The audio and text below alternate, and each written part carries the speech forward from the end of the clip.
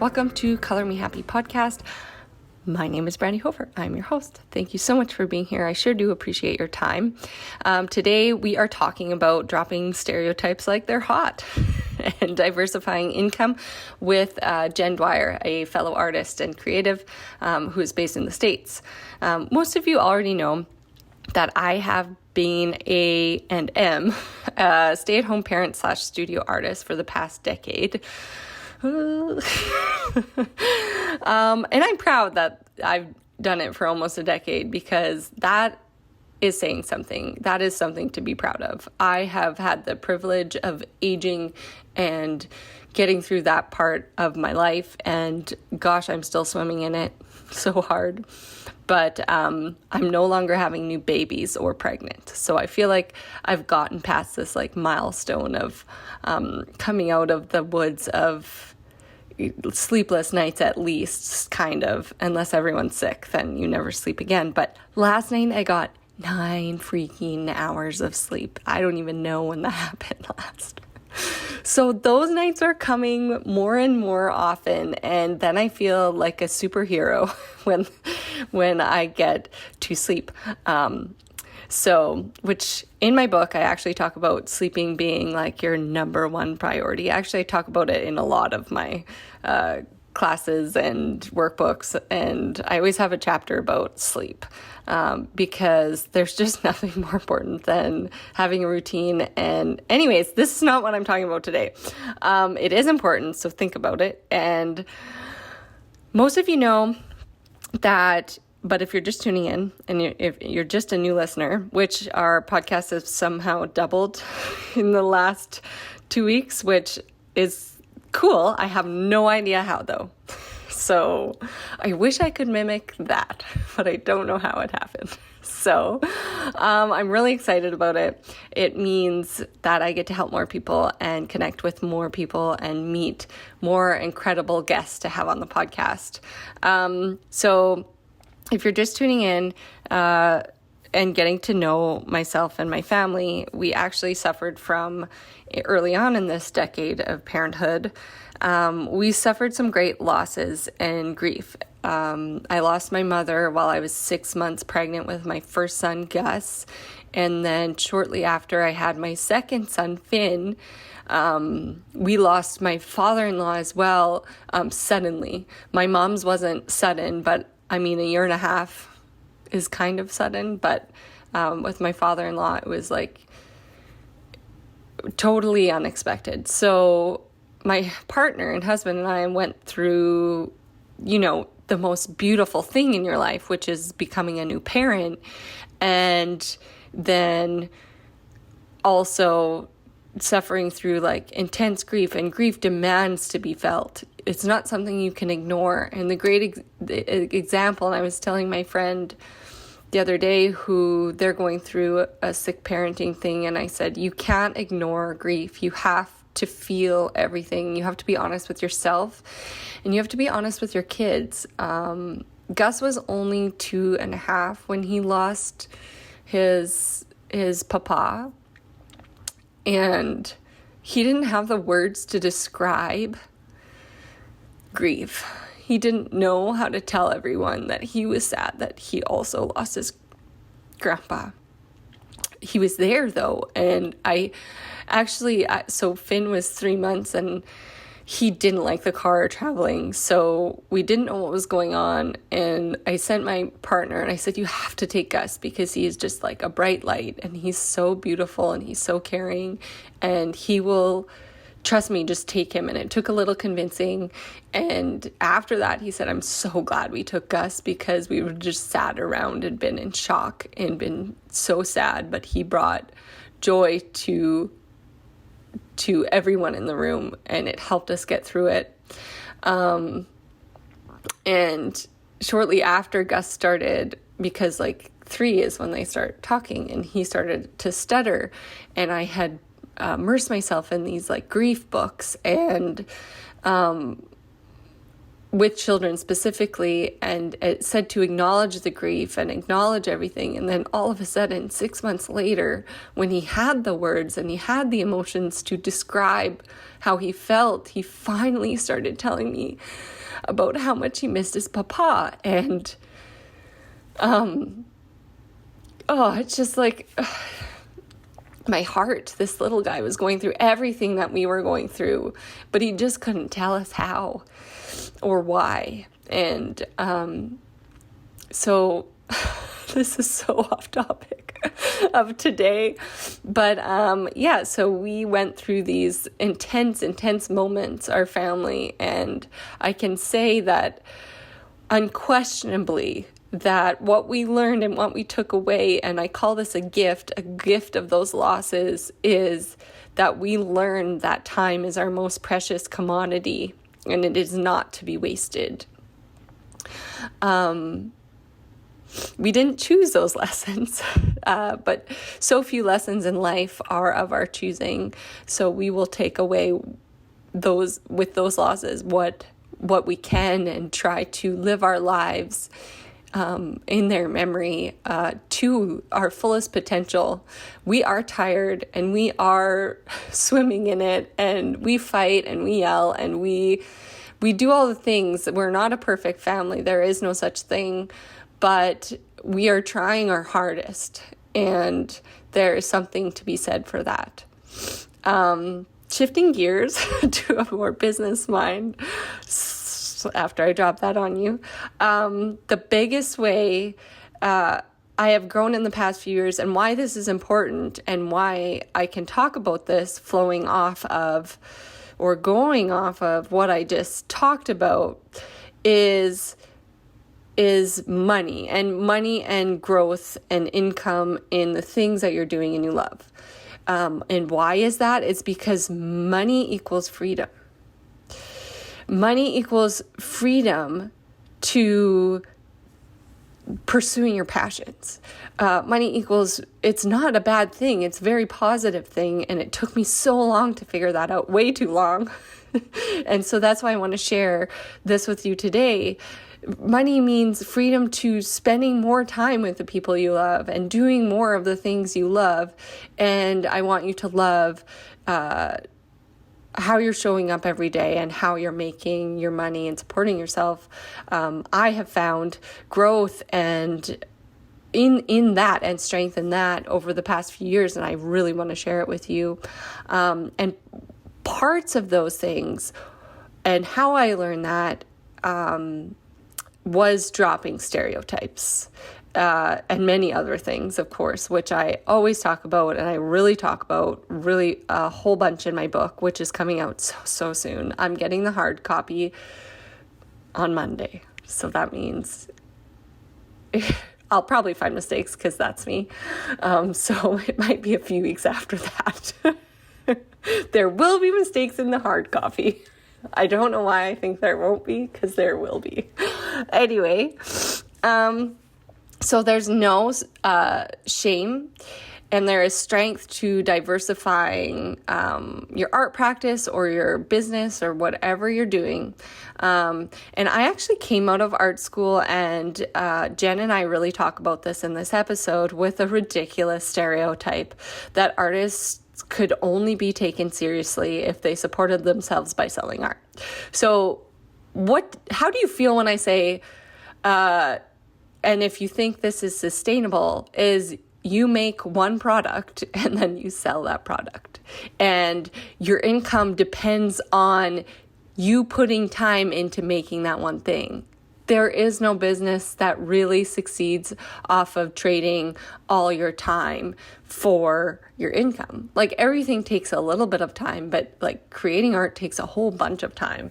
And in fact, one year I made over 130 originals, and I didn't come out of it on top. I did, like, a little bit. It was my best year ever, but it was less than if I had like gone to Taco Bell and worked full time.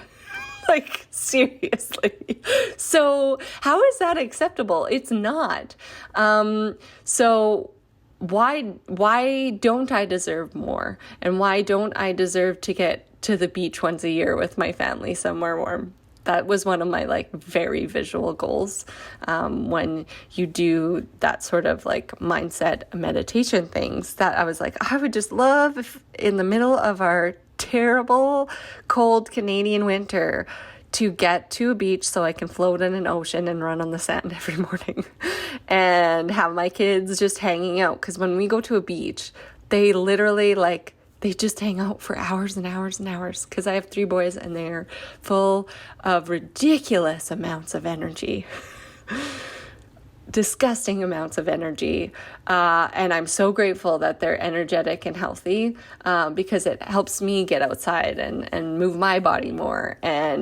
But like today they let me sleep in, and I was wondering why. And sleeping in meant 7:30 a.m. So don't think my life is like all butterflies and rainbows, because it's not. The only reason they let me sleep in till 7:30 was because they found the stash of Halloween candy, and that was keeping them busy downstairs. So, and then they were completely little psychos after that. So I want to tell you how diversifying my practice helped me expand. And by the way, this luggage that I was dragging around of stereotypes held me back for over 12 years. I was just making art and expecting it to, be my only source of income. And I stayed on this stubborn route of this mindset for 12 years. So I regret it kind of, but I can't, because also in that time I was like in the throes of motherhood. So it worked for our family and it worked for what was happening in our lives. So the stereotype of diversifying and being a multifaceted creative, don't even think about having the audacity of becoming an educator if you want to be taken seriously in the art world. That was one of them. Like, ouch. I love teachers and I love educators, and they are freaking saints, let me tell you. The ones that do it full-time all the time, teaching maybe things they're not passionate about to have the payoff of teaching some things that they are passionate about. So thank you, teachers. So another one would be looking like a boob online, or sharing what you think, or being yourself in front of a camera. That's like not allowed if you're an artist. Huge one for me, and what I've faced like hugely, and a throwback in the art world for years, was for me to include my children in my art practice. So all of my photos, all of my like creation videos, like my kids are in here because that was the season of my life. It still is. And they're like, you're not an artist. You're like a crafting mother. And that's all you can be, because that's all we have room for. And so I have fought very hard to create a community that is fighting against that. And I found beautiful communities that are also making their way through the art world in the most fierce way. And I'm so inspired by them continually. So where did I start with that? It was joining female mastermind groups of other female creatives who are in the same season of life as me, finding coaches, finding mentors, all sorts of things like that led me on the path of just talking to you right now, and how, dropping that extra baggage and stereotypes that I lugged around for far too long, and deciding to shake them off, flip my mindset and my business on its rear end, which was really scary. But I wouldn't be talking to you here right now today if I hadn't have done that. And in a short period of time, I think a year I'm not good with timelines or numbers all the time, but a year or 2 years or something like that, after I flipped everything around and changed my mindset, my annual income increased by 394%, which I'm really proud of. And this next annual year of income will be different. It will be even more after I did these things, and I will share them with you. I share them with you in my Diversifying Income workbook that I have at brandyhofer.ca. But I also, and I'll have the link in the notes for you too to get there. We're talking about it in the community this week. So if you haven't already, join our Color Me Happy community. It is free and we support each other and it's amazing. And I love it. And it's the best way to meet friends. That's something I also avoided with starting community. I was like, that's going to be way too much work. Way too much work. I don't have time for that. And what does my community look like? Who would even be a part of it? Like, it took me a lot to overcome that people would want to connect with me in that way. And now I think we almost have 700 members and it's pretty freaking awesome. I'm going to brag because this is so cool and I'm so proud that this, me embracing diversity and being a multifaceted creator actually pushed me forward in the art world, oddly enough. So after I dropped that mindset and stereotype, that it actually brought me further in the way that where I wanted to go. Hilarious, not really. So I recently traveled to New York, and actually Jen, our guest, is represented by PXP Contemporary Gallery, whom I traveled to New York with and met there, and we met other art queens. And her sculptures were there, and they're so amazing, and they sold out instantly, which I was not surprised about. They're so cool. And so that was one of the things I've recently gotten to do. I said the community, I love it. Art Academy, I found an art academy at our local public school system. So being an educator, huge. And that was one of the things I avoided because someone told me when I was a teenager, I was like, I'm going to be a teacher. And they're like, teachers, no, you don't want to be a teacher. They don't make enough money. It's too exhausting, blah, blah, blah, blah. And so I avoided it. And also the stereotype of art school, if you're an educator, you're not a serious artist.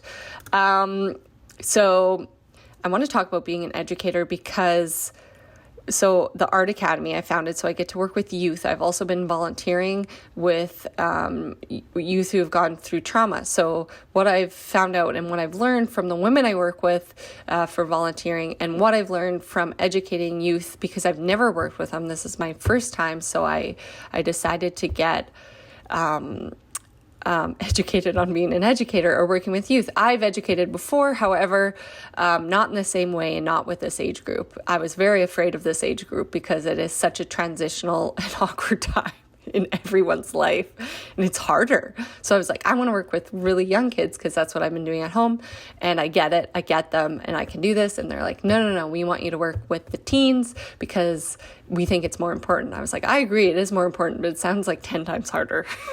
But I did it anyways, and it is so rewarding, and it is so cool to see those young people connect to their creativity, and then also have an outlet for healing their thoughts, their beliefs, their everything that they're going through. They can channel it into their creativity, and I'm allowing and showing them the way and giving them permission, and it has been the most rewarding thing I have probably ever done.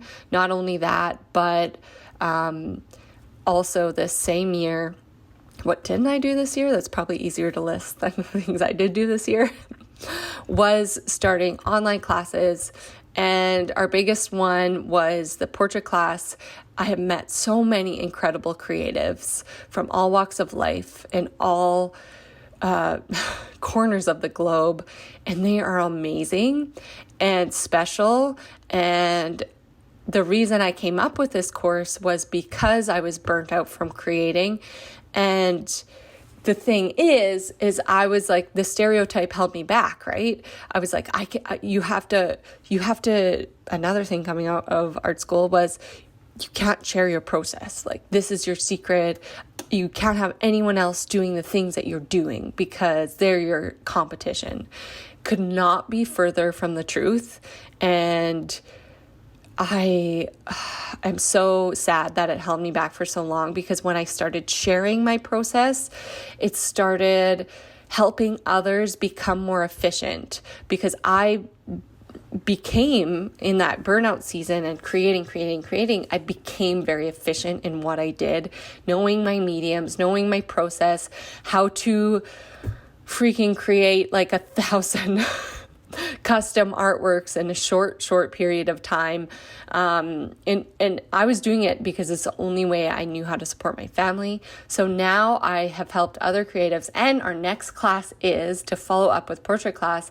It is custom artwork and how it can help be one of the things you do in your practice, because it did help me grow like an insane amount. And I want to help others know the efficient way that I did that while having a family, new babies, and being a stay-at-home parent, how I fit that all in. But teaching them in like a very short period of time as opposed to the 10 years it took me to get there. So that's what I'm working on. It's in editing. It will come out soon. And then after that will be our mural course. So these are the things that I did to diversify my income and make sure that I wasn't so dependent on the one thing. And then including these systems that are passable and sustainable income sources. And this won't happen overnight, by the way. But they can happen for you. And I want it to happen for you in the way that you love it, because my path will look very different from yours. And I can't say that I know everything, because I don't. I'm still learning all the time, but I can give you some helpful gems, at least to fast forward you to the point where you want to see yourself and where you visualize and what your goals are. This will help you move forward in the way, and wherever you're at and whatever you want to learn, there is online education for you to get there faster. And there are people and mentors and coaching to get you there faster, because they've done it. So they can help you in 1 minute be unstuck instead of something you're sitting on for months or years. For example, and this is actually in our free community, you can see all that I've talked about right here today. In our Color Me Happy community, the link is in the notes, and we also have our workbook to work through. So the workbook is more in depth, what I will mention here to you right now. So I want you to think about, what are your strengths? For example, are you a master conversationalist or a person who moves people with the written word? In this case, I would think you would be a podcaster or a blogger.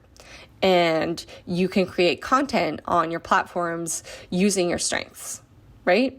Another thing, what gets you out of bed in the morning and occupies your headspace for most of the day? This will be something you're totally obsessed with, right? And mine looks really different probably from you. But I'm obsessed with anything that has to do with community, speaking to other creatives and connecting with them, and writing about it. And of course, the mother of all things would be creating the art itself. I'm totally obsessed. And so I obviously will find other ways to support that passion.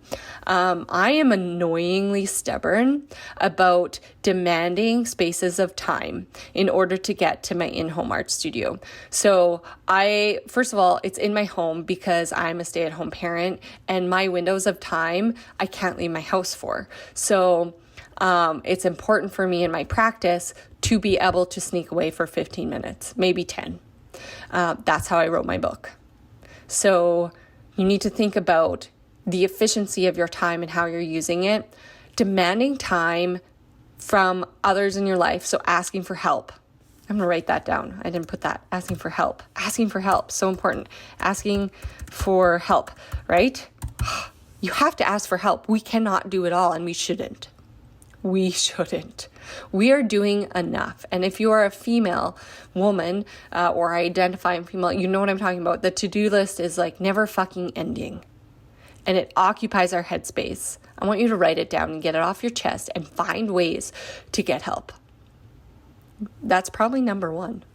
Actually, it should be number one, like in bold capital letters.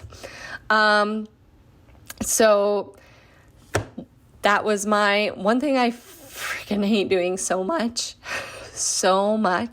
is cleaning. I hate it so much. And it's the biggest fight in our home. And it always has been.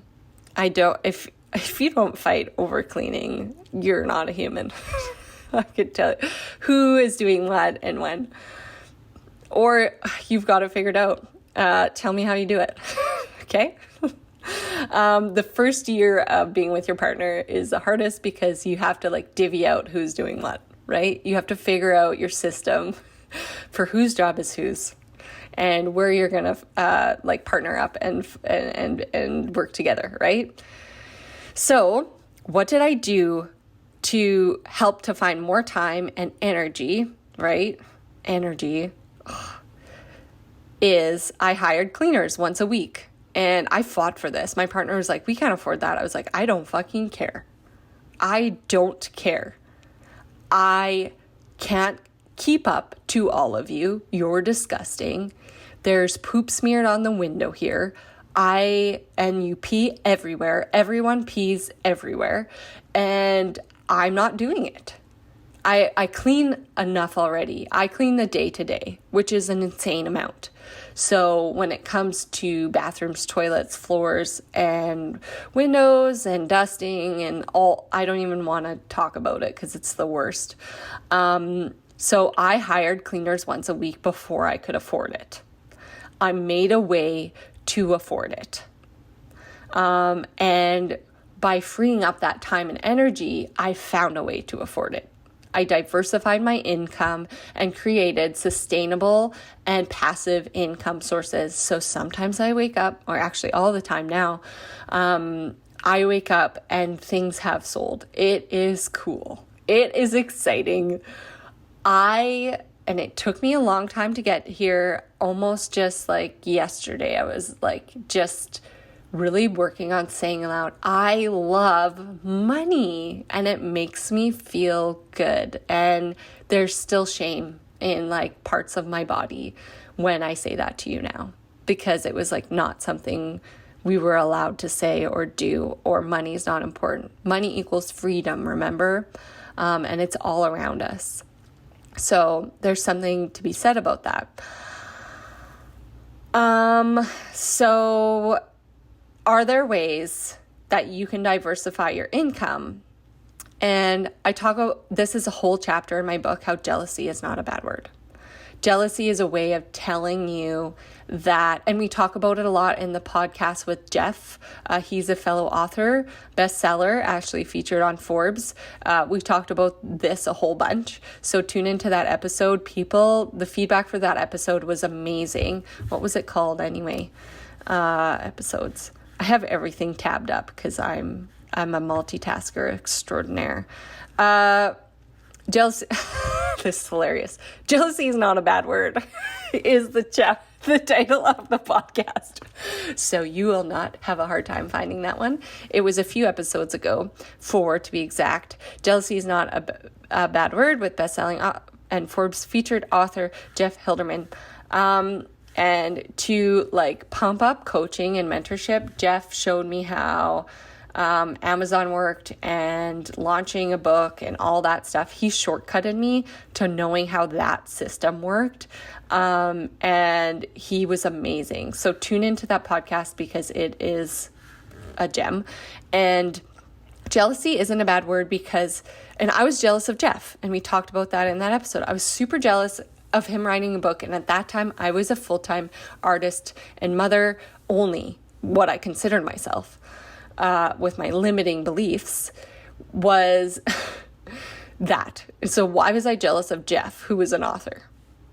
Clearly, some of me wanted to write a book, but I had all these like big things and roadblocks that were in the way because all my life I was told I couldn't write. Look at me now, right? So overcame those things. Yes. So is there something, and this is a telling thing, is there something that you see others doing that you could do? And it's a way to diversify your income. Are you jealous? And capitalize on that. Like, where is that like tingling? What could you do with that? Like, say maybe I said something today, like I made an online class and you're like, ugh, it annoyed you and you were like a bit jealous and you're like, why? Maybe you should get into online education, or maybe you should start a podcast, or maybe you should write a book or start a blog, or talk about it more on social media, or maybe you should start social media, etc. So build a following and an audience that starts with, this is big advice, and who talks about it a lot is Jenna Kutcher. So much. She always attributes everything, and her biggest regret is that she didn't, in all the years, start an email list sooner. So the reason I feared creating an email list, and I also regret, along with Jenna Kutcher, is that I avoided it so hard because I was afraid of making mistakes in my writing. And that came from people my whole life telling me I wasn't a writer, I was terrible at it, didn't make sense.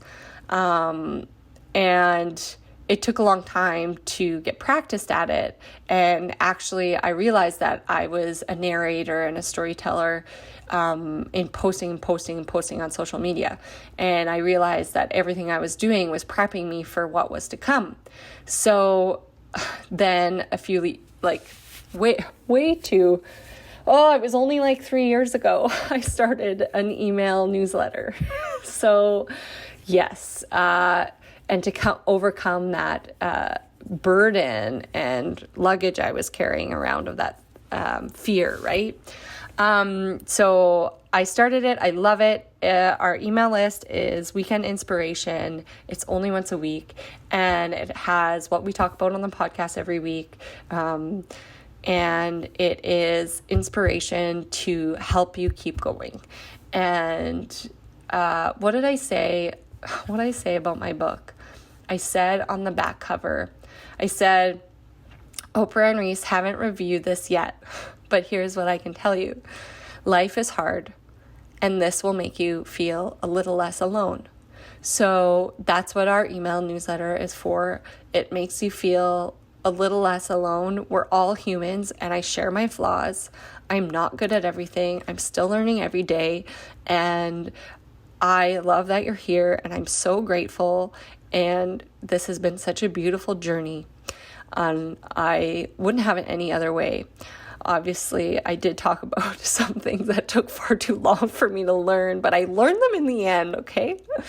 So if you love this, you can grab our Diversifying Your Income workbook. We dive deep in to this a lot more ways you can, as a creative, to diversify your income. We talk about this in the community.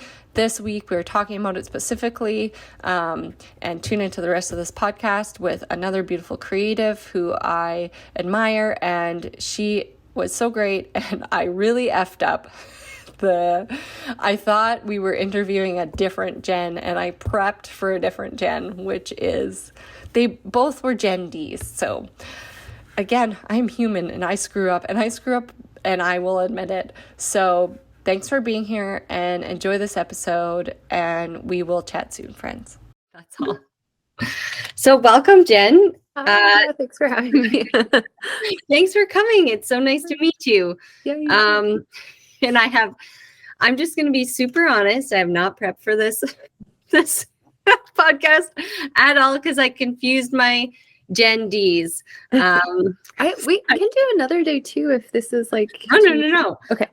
It's fun because then I really don't know anything. Really, okay. I know some things. I know that I've seen your work and it's incredible, and that you showed with PXP or show with PXP. So where are you based? Like, I know like basically nothing. Where are you based out of? Where are you from? So I grew up in the Bay Area in California, and then I went to college in Seattle. And then after college, I was like, I want to be an artist. And my parents were like, LOL. So I moved to, I was just having dinner with some artist friends last night. We were all telling how we ended up in New York stories. And after graduating from college, I did art and environmental science. And I kind of thought art would be a passion. And then I realized like it's really just my calling. And so some way more friends, fun than environmental science. definitely. Well, for some people are into it, but Yeah. more fun. Um, and so some friends were moving to Brooklyn just in that like post college, like, what are we doing? And so I went too. And then I was there for a couple of years and just felt like it was hard. I mean, I'm sure so many artists in their 20s can relate. Like, you have your studio and your apartment, and you're trying to like cobble together a million different gigs and like have enough time in the studio. So I just felt like I was spinning my wheels. And then after a few years in Brooklyn, I applied to grad school. So I went to grad school. So, sorry, long story short, I went to grad school in the Midwest. And then after that, I did a fellowship in upstate New York at Mosaic Projects. And that kind of serendipitously went from being a month long to like a year and a half long. And I was there during the pandemic. And I always thought after grad school, I would move back to Brooklyn where I felt like I had an artist community. Um, but since being at Mosaic Projects, I realized like how nice it is to kind of be close to a city, but not in a city. And with sculpture, um, I bought my first house. Like I got this amazing deal, and I bought my first kiln, and there's just all the space for storage. And um, so I am 2 hours northeast of New York City in Connecticut. Mm-hmm. Okay.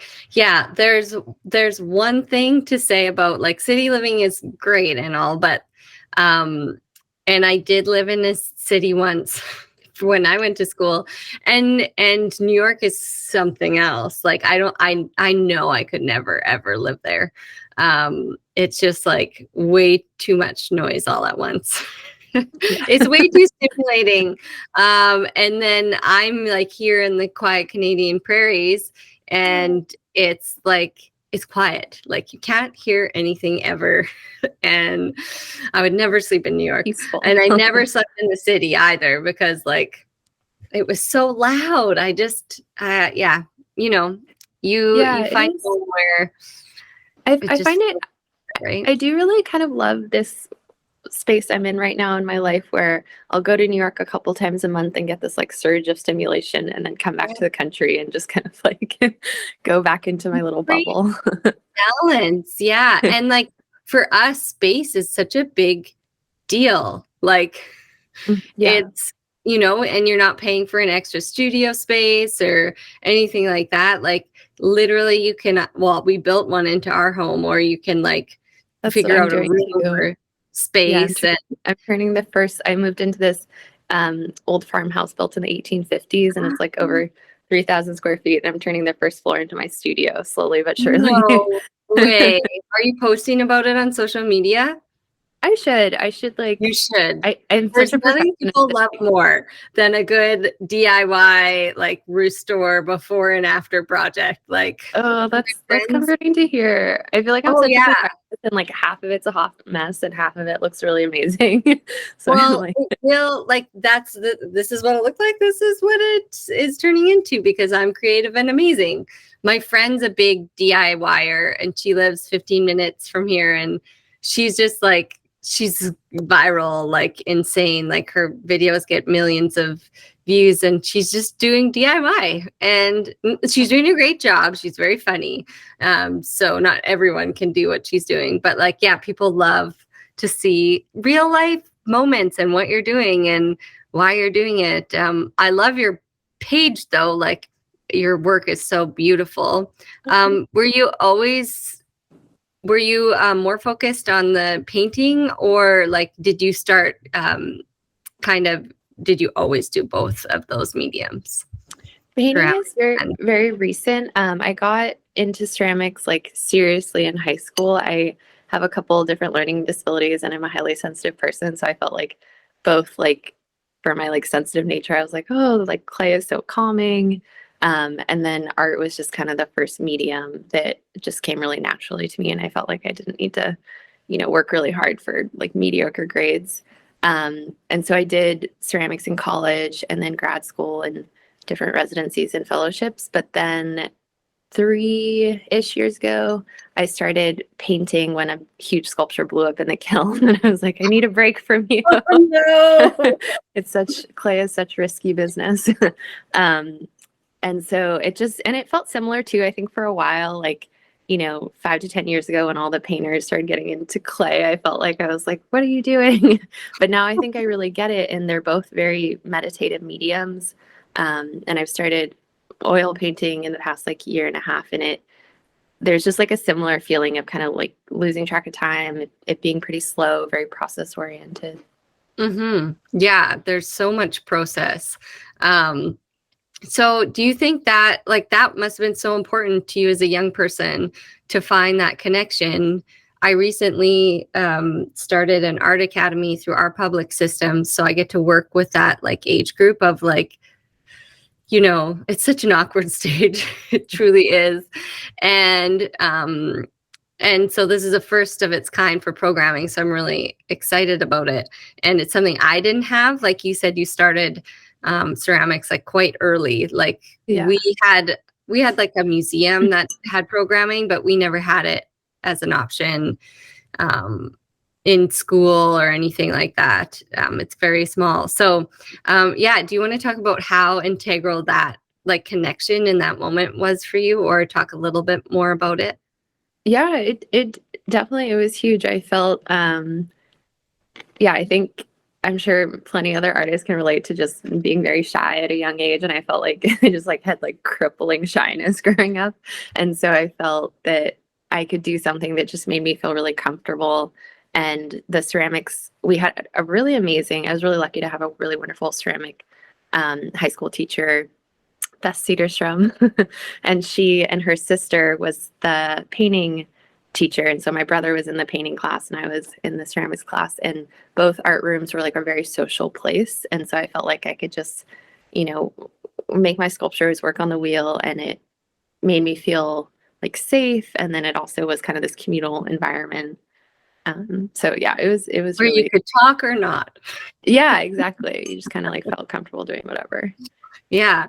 It is so funny how comfortable it can feel for youth. And I want to express like the importance. Well, most of my listeners are artists, but so we all know, but it creates such a safe haven and an outlet. Like they've fallen to the wayside, especially with budget cuts and all the creative outlets they're like, oh, they're not important. And they're the most important thing for young people. Like they're where you can find that like extra sense of self. And Yeah. and when you find it, you become more confident because there's something for you and there's something for you to connect with. And it's like I kind of well, I knew as an individual creative, but I accidentally stumbled upon it working with my children, like how freeing and how confident and how much fun they had. And now I see it working with, teens at such an awkward stage, and they just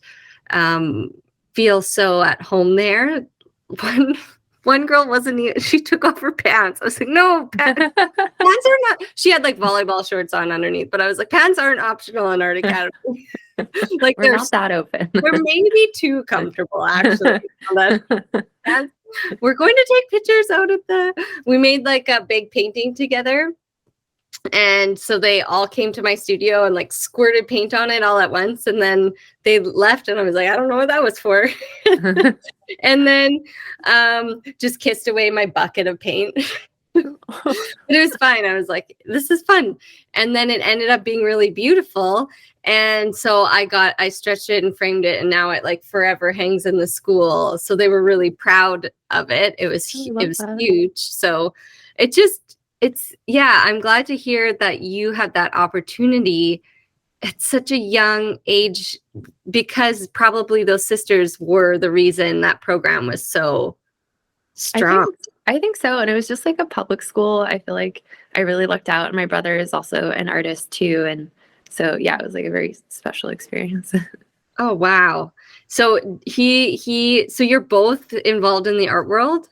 We are, yeah. It's funny because my mom was always like really supportive in high school. And then my brother and I both declared art. And I also, being the oldest one, I felt like I was responsible. And I was like, I'll do science too, like soothe your fears.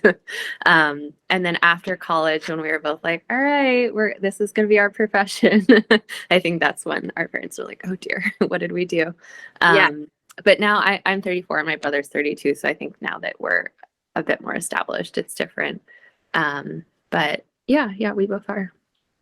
Yeah, whenever little kids say, I want to be an artist just like you, the parents are like, I know. I feel like if I ever have kids, I think they'll be like, Shaven if that you want to doesn't. be an artist, like you are gonna work your ass off.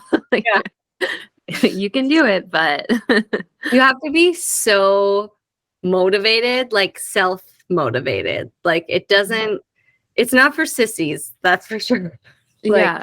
it takes showing up every day and like more extra. Yeah, it definitely does. And I feel like that, I don't know, maybe is going on a little bit of a tangent, but in my like online dating life, I feel like a lot of people really romanticize, an artist and the lifestyle. And yeah, it's just a lot. It is such a gift to be able to do what we love every day. But on the other hand, like yeah, you have to work very hard and be very dedicated. And there's not really days off, like at all. Yeah, yeah. Every window of time. I mean, you don't have kids or anything, right? I do not know. I have a No. puppy, but yeah. Um, a puppy is like a kid, so much. A baby that never grows up. I know. And she definitely acts like a baby. I'm sure I placate that. Yeah, so like like it might look different your schedule, like you could probably actually with no kids schedule time, but like for me it's like juggling between two working full-time business owners. My husband runs a business and then I'm running my business, and it's actual fucking chaos. Like Yeah. it's just like, oh, I have 15 minutes. I'll just like today when I was like, oh, sorry, wrong Jen. Are you coming? So sorry. And then you didn't answer for a while. I stopped waiting. I was like, this is my window to finish this one customer work really quick. Like there is no time wasted. And yeah, you're working all the time and your mind's always in it. Like it's almost impossible to not think about, all the stuff. I feel like if I had like I have had 9 to 5 jobs, but at the end of the day, I wasn't like, well, I better do this for the theater. Like, Yeah, my definitely. spare time. Like, no, it's because you want to, right? Definitely. I feel like really like uncomfortable when I'm not when I don't have something I'm excited about that I'm working on. I feel like sad. Yeah, you need that focus and those goals and the drive. But again, all self-motivated. For you, how do you work? Do you work on multiple pieces at once or in collections, or do you work on one piece at a time? I think for clay and painting, it is different because I do try and fill a kiln. I have like a smaller kiln and a larger. So for clay, I work in, like groups, collections, Batches? bodies of work. Yeah. And then for painting, I find it's easier to work at one at a time. Yeah. Oh, that's funny that you don't like take that same like process and like translate it into painting, like working in collections or batches. I think, well, I'll work in like a body of work with painting, but I'll like start one and then finish it. But that is an interesting idea. Maybe you'll inspire me to switch it up, put I up a think few you should try. canvases. The reason I like it so much is because if you're stuck on the one piece, you're not stuck and not standing still. I mean, it's different if you're working in two mediums. So like probably if you get stuck, you just go to the other one. But as far as painting, like there's 3 behind me right now, and then some on the table.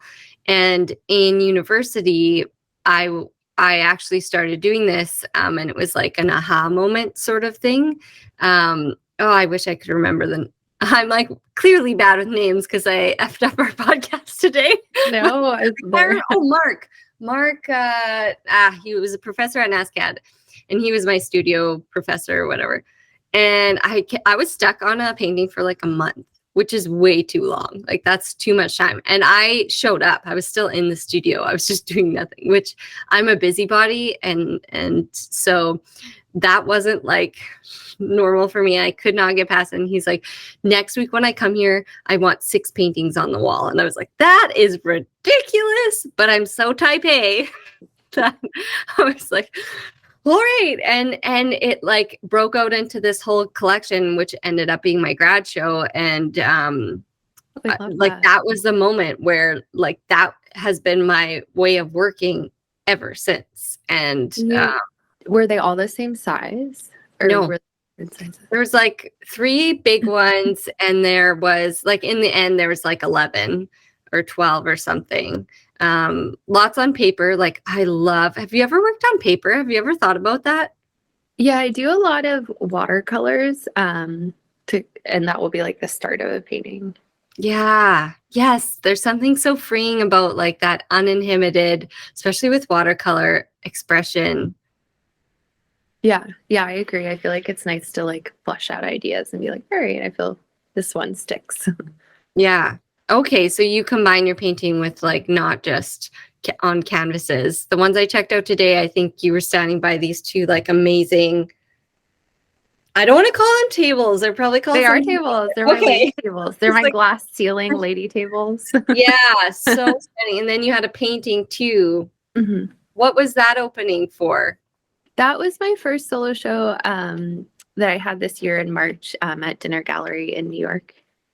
Oh, how did it go? It went well. Yeah, I think it was really good experience. I learned so much. I feel like I think something I'm kind of realizing like the more my career grows is just how similar art is to not to like not, you know, de-romanticize it or whatever, but similar to business where I was like, oh, I like need a production schedule and like deadlines and I need to make this for myself and I need to hit those deadlines and It um is very business. yeah, and so I did that loosely for this show, but I felt like it was a very good learning lesson to be like, you know, and for the next one I'm going to even be more detailed with my production schedule and deadlines and meeting those because there's definitely just scrambling at the end, which was frustrating and stressful.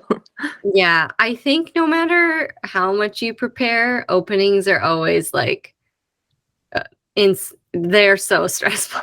They Like, are, and I felt it feels very similar to kind of putting your journal on view or something where you're like, okay, this is the work I've created and I'm proud of it, but it's also my inner thoughts and ideas and concepts. So I you're had on Kevin, view.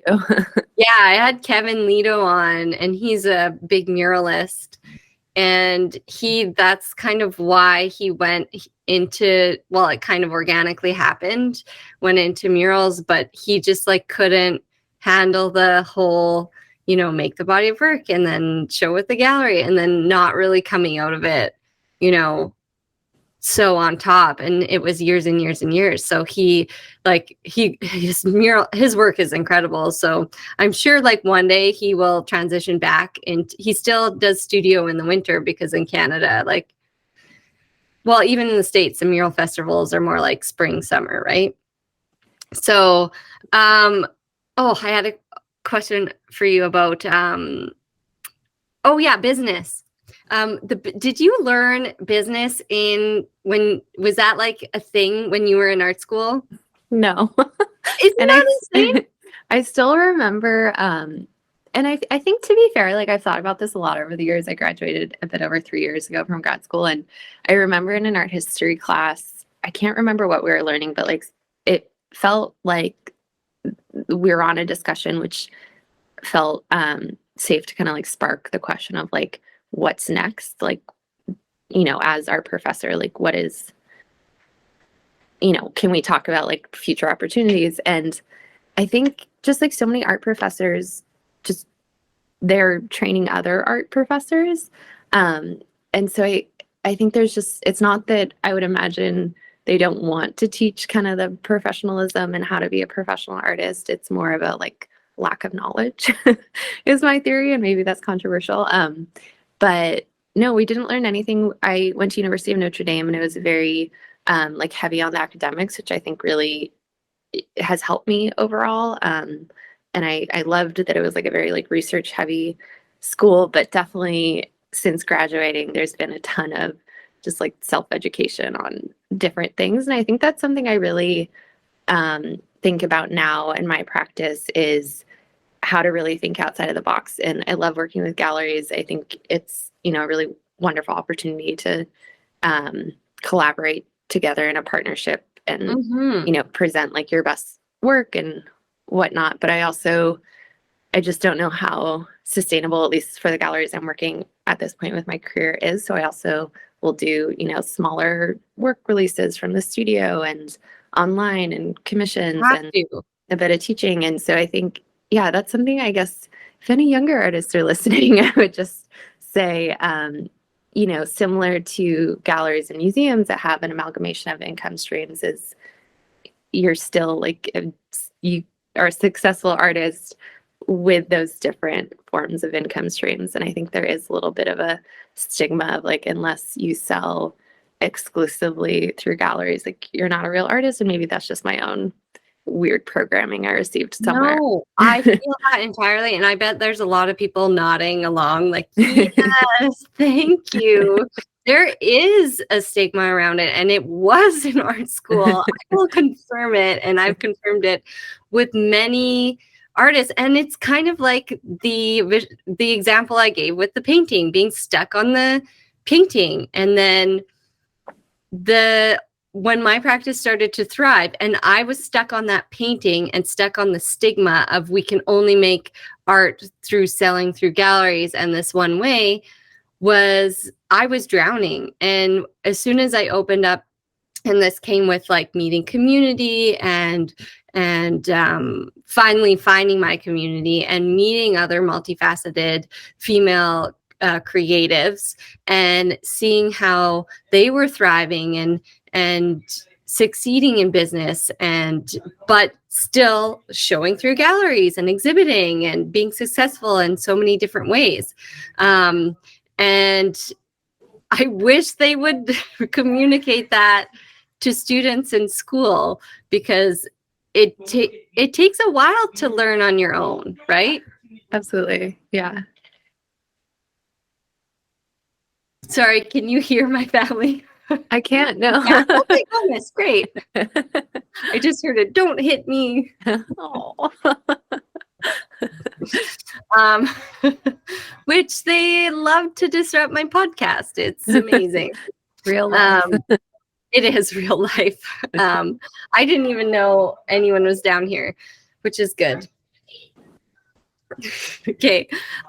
Yeah, so I want to express, and I want to express the importance that it is okay, and you've accepted it. And I don't know if it took you a while, but like, here's everyone's permission slip to like try out stuff. And we have another podcast with Shannon, Amy, and she talks about like an income pie and like all the things so artists can do. And all the cool kids are doing it. I also feel like it's helped my work a lot to just think outside the box and kind of, let go of these chains that say like, in order to be a real artist, you have to do one thing. But I think just having a variety of different income streams, like my work has gotten better. I'm, less stressed, and it feels like freeing and liberating. And I feel like I can then have more mental energy to focus on the work I want to create. Oh, you're so right. It is really liberating. There's something so powerful about it. Like, especially when there's a thing about like, there's like a about being an educator, right? And so I always avoided like falling under that category. And then I realized that it's quite empowering too. And that happened. I was a part of Thrive, like a pod, like a female art group pod. And I was telling my group how much I loved mentorship. And most of them were teaching on the side of their practices at universities. And they're like, well, that's teaching, Brandy. And I was like, no, it's like mentorship and it's so fun. They're like, well, I love mentorship too. I taught middle school and high school just part-time. I was like a teaching artist in between college and high school. And then when I was in grad school, we taught the undergrads. And that like the, teaching the craft is fine, whatever, but that's the part that I really love is like the mentoring, and just because and especially for younger women, I do just feel so much of it is confidence. It's like, at least for me, that was like a big struggle. And I like saw that in my students of just kind of needing these. Most of my professors, and maybe it's because I've always been in sculpture, ceramics and sculpture have been men. And so I think there was a limiting belief I grew up of, I don't really see myself in any of these mentor figures.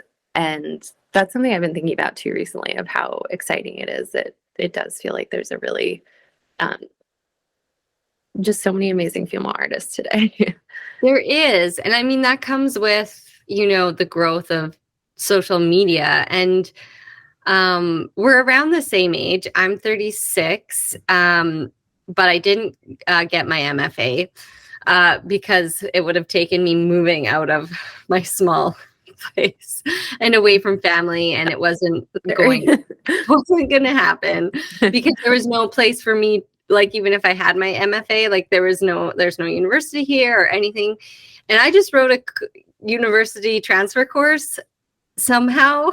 So for an institution, and I have my BFA, so somehow they got a workaround. So I'm like, I really don't need my MFA. No, you don't. Not because at all. my years of experience and self-learning and just being out there with social media is my resume, right?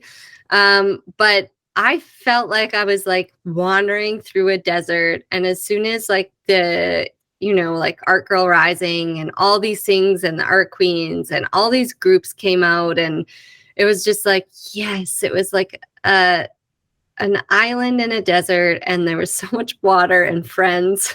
And, definitely. right? Like, yeah, it's so beautiful. And because like exhibiting with Alicia, like what a beautiful group of supportive, empowering women. Do you want to talk about your experience with them? Yeah, I mean, I feel like so when I first joined the Art Queens, I was still on I'm gonna, take the first visiting professorship I get and just, move around to different teaching gigs throughout the country. And I was doing the like year plus fellowship at Wasaic. And so that was kind of my plan. I graduated from grad school, doing my fellowship, then I was going to be a professor. Hands. and and then yeah, I think it was like so many serendipitous things happened. I posted something on social media and someone reached out to buy it. And I think I was like, you can do that? Oh no. And so, yeah, maybe I'm like kind of late to the, selling your own art and the internet, but it felt so exciting. And so then I started doing more of that and kind of like piecing together different incomes. And I think just the pandemic, like people being online a lot, and then being in the Art Queens, this like supportive group of very like business-minded, empowering female artists. It just gave me, I started thinking outside the box, and I was like, oh, maybe I don't have to, I can like choose where I live, and I don't have to go back to the Midwest to be a professor or whatnot. So yeah, and I've always been like very, I don't know, it's kind of nerdy, but I like have always tracked like every like penny I spend and make. And so I've always been pretty good at kind of just managing my money. And so good to be nerdy. Thank you. I'm like, I feel like I have enough. That's what like, but honestly, it's worked out. I like, and if something's off, I'm like, I feel like this is off. And then I go and find it. So I'm just like not super, brains work differently, and that's okay. So if my intuitive money self is good, that is good too. But that's a good way to be nerdy. And I just need to hire more people who are super nerdy about it too, so they can help me out.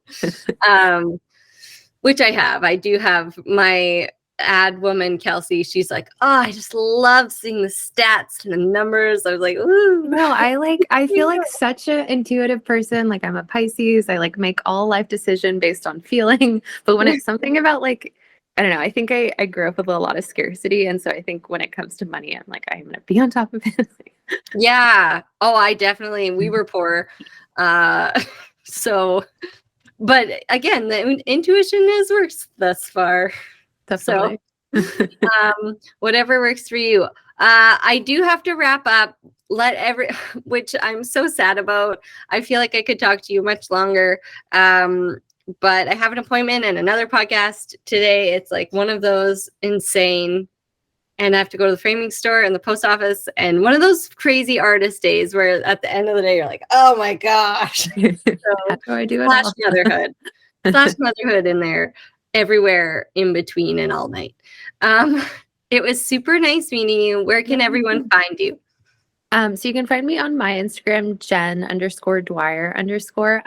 And I also wanted to share that I am releasing my first kind of course that is basically about thinking outside the box, thriving creatives. It's Amazing. gonna be the first time I'm doing it. I'm really thrilled, but that is like the ethos of it, is really like mentoring other female artists to really think outside the box. So it's going to be 4 months long, 8 weeks, and we're going to start releasing it on December 15th is going to be the pre-sale, and then it closes on December 30th for the Oh my gosh. pre-sale. Everyone has to do that. Starts in the beginning of January. So I'm really excited, and I'll post more about it. But yeah. So everyone check Jen out and find that and sign up if you can, because there's just so much value in someone who's either done it or doing it. And seeing how they don't teach it in art school, you have to join. Like that's why we're thriving. Those are the reasons, is joining masterminds and groups. And yes, it does cost money, but it's an investment in yourself, in your career, in your practice. And it's a good one. You just have to take those leaps to move forward. So I hope you will get a big, nice group, and it'll be beautiful, I'm sure. And thank you for, coming on, even though this was amazing. So nice to connect with you. I feel like I'm just in my studio all the time, so it's such a treat. It is. It's like a nice little visit, like break with a friend. So definitely. I hope anyway. Absolutely. I hope it out that way. Okay, well, keep in touch, and we'll talk to you soon, Jen. Okay, thanks so much, Brandy. Bye. Thank you for listening, friends. I sure do appreciate your time. This was a really fun one, and I hope you took away a lot from it and you were inspired to take those next steps and overcome the fear and let go of the stereotypes that were holding you back before. Again, you can get our workbook at brandyhofer.ca. Which I will actually find the actual link for you. And because actually, you know what? Another thing about growing in fear is when I had initially 3 or 4 years ago, there I am with time again. When I initially wanted to grow, I had to invest in someone else creating my website for me, designing it for me, because my website design skills are limited. So at the time, for me, it was like an insane amount of money. And I was like, ooh. But my friend who runs this really successful business, she was like, this is my girl. She's amazing. She'll do it in a week. She's the best. And she did it so fast, and it was amazing. However, at that time, sorry, I'm clicking on my computer also while I'm talking to you. At that time, I was only selling artwork and custom artwork. So my website was only set up for like a little bit of mentorship, some classes if I was to make them, but mostly just selling artwork. So it was like very kind of straightforward, but beyond anything I could make. And now I'm at a point where we have the podcast, and we have my new book, and we have our community and the sketchbook project and my BHA gallery and call for arts and workbooks and so many freaking things. And my website is no longer serving me. So there was that fear again about like, oh my gosh, this isn't working. And actually, I'm super obsessed with Jenna Kutcher right now. I love her podcast, especially for business. And she is also a parent and like grew her business very small to like an insane amount. So her knowledge is amazing and I love listening to it. And there are so many good things that she says. And now I'd like to know what that was that she said. I just started bragging her up and I forgot what I was talking about. Amazing. I know what she says. I'm here. Got it, friend. Okay. So what she said is, especially because I don't have a storefront, I have galleries. I'm in like 6 different galleries. And in fact, my sister has this amazing hot yoga studio where she showcases my work only. And we have openings there because it's the most beautiful. It's Oasis. It's called Oasis. If you're local, you'll know what I'm talking about. It is the most beautiful space you've ever been in. I mean, it's called Oasis, so that makes sense.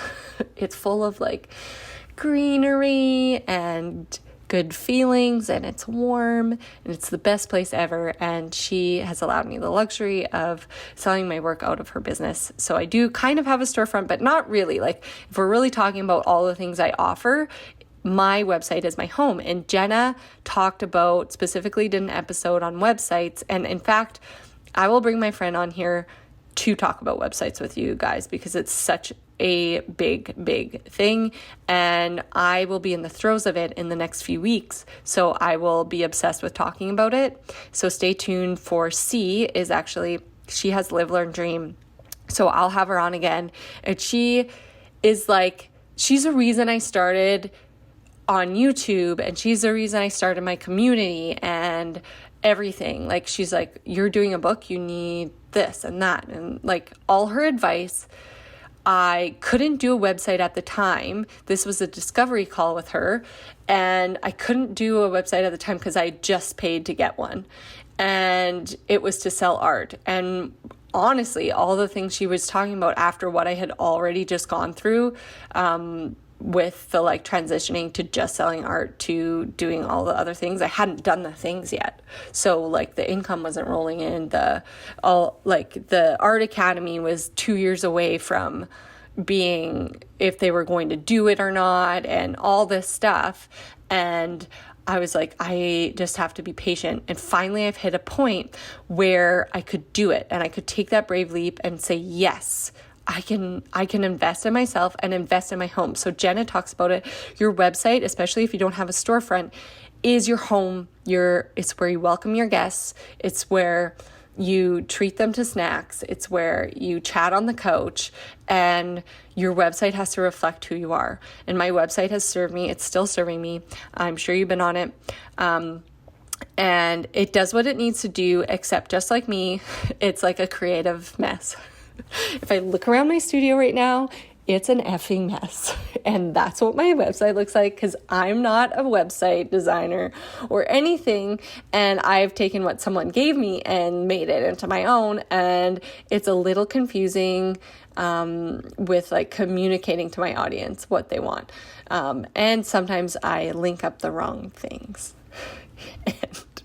So like last week in my email newsletter, I was like, oh, the portrait class will be the perfect unique Christmas gift. You can like get some art supplies and wrap them as the like physical gift. And then the portrait class could be the gift for someone creative in your life because it's for any level, and it's so cute. And then I linked it to our summer dream sweater. That is an example of why I need to hire someone to take all those things over and make them better, which is my next big leap, is to have people who can do things better than I can do them. That is a very good example, because not only that, I don't want to. I have enough literal shit happening in my life that I don't want to do that. So I'm so excited for C to from Live, Learn, Dream to take that over. And finally, I pulled off the stuff she said I needed to do, and I'm ready for her to like overhaul and make it even more beautiful. And you'll see it in a few months, and you'll see what I'm saying. So, not speaking of anything, I'm just moving on to a different topic. I'd like to thank our sponsors, and I love the Nouveau Laser and Aesthetic Center because they make me feel better in my own skin, and not only that, but they're the reason I have enough energy as like a mother, I'm taking better care of myself. And I know it's just a laser clinic, but her advice was what led me on the path to, what did she say? She said, what you're consuming is showing on your body. And so I'm working to repair my like gut and all that stuff because of her. It took me on the path of a naturopath.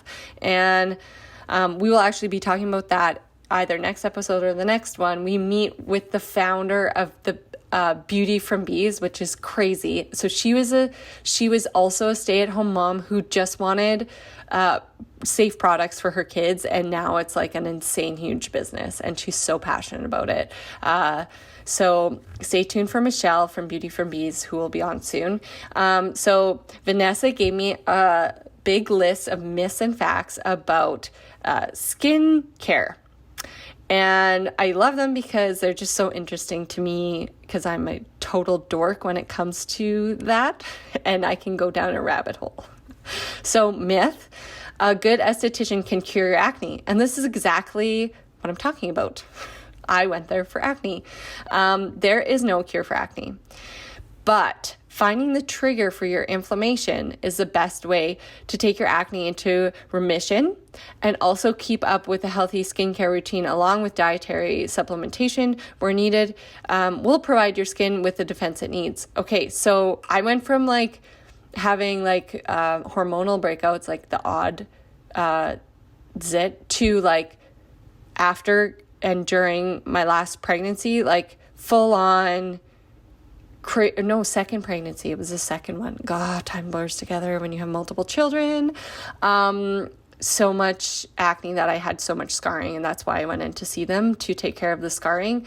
But she's like, it just keeps reoccurring. So we're just putting a Band-Aid on a bullet hole here. And you need to do something further so you don't get more. And here's one thing I can't do, and that is eat gluten or dairy. And Teddy put his bagel. I made gluten-free ones, and then I made the kids some normal ones because that's just what I did. They were pizza bagels. And so I made mine with like goat cheese because my body can take goat cheese. And so they looked the same basically. And I was texting with my good friend, Kristen Hickman, who's a photographer, and she does all my course editing. And I was like, Kristen, we need to get started on our custom artwork class. And I was like so into it, and I ate the bagel that was sitting in front of me. Teddy had moved his bagel because he is obsessed with being around me. He sleeps with me, he eats with me, he does yoga with me, and won't leave me alone at all. He's 3. And I ate his bagel, and I was like, God, that was delicious. And then before it like clicked into my brain, because I was doing the thing that you shouldn't do, I was mindlessly eating, and I ate a gluten-y bagel, which I haven't eaten gluten in. I have gotten body rashes from gluten and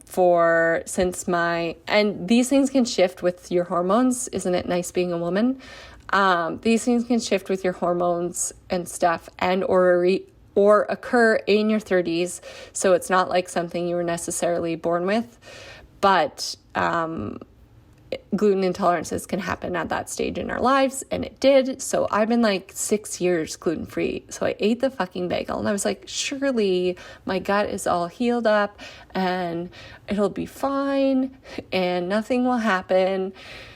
I have a neck and face rash and acne all over, and it fucking sucks. And it was like, obviously I'm not going to go throw up or anything, because I think that's not a solution to stuff that happens.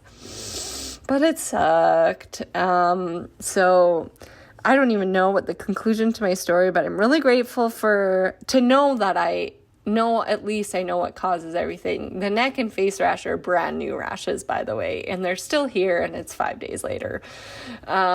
It doesn't feel good. So I know like taking care of your skin can make you feel and show up as the person you want to be. And I know it's important for self-esteem. Yeah. So again, thank you to our sponsors. We couldn't do this without you. They are local and they are amazing and they are fierce females that I admire. And that is Vanessa and her team at Nouveau Laser and Aesthetic Center, and Jill Kelly, the founder of Red Bicycle Communications, all supportive and all community-minded businesses. And I'm so honored that they chose to support our Color Me Happy podcast and community. And thank you, my friend, for your continued support and being here. It has meant the absolute world. And yeah, join our free community if you're not a part of it already, or subscribe to our newsletter. Oh, was I getting a link? I was. Look at my mind. Okay, I'll put it in the notes so you don't have to memorize this. But if you're like not in a way to look at them, it's brandyhofer.ca/diversify your income workbook. That's way too hard to remember. I will put it in the links for you, and I'll put it in the community. Stay tuned for more. I am so excited about everything, obviously, because I'm obsessed with talking about everything all the time and I can't stop. Oh my gosh, I can't even stop talking to you right now. I saw someone in the grocery store, like customer service lineup, and he asked me like one question about what I did, and I like talked to him for 5 minutes. He's like, I can tell you're very passionate about what you do. And I was like, yeah, telling total strangers at the grocery store my life story and how much I love it. So obviously grateful. And yes, thank you. Thank you for letting me do what I do. It's your support that has gotten me here. If you're looking for some time for yourself to relax, release, and unwind, Oasis has the perfect space for you. They offer yoga and spin classes of all levels. Whether you are a beginner or advanced student, Oasis thrives on accommodating all aspects of the practice. Let their serene environment and gracious staff help you in your journey of peace, healing, and strength. Sign up online at www.oasishotyogastudio.com or by downloading the Oasis Hot Yoga Studio app. Feel like yourself. You deserve it.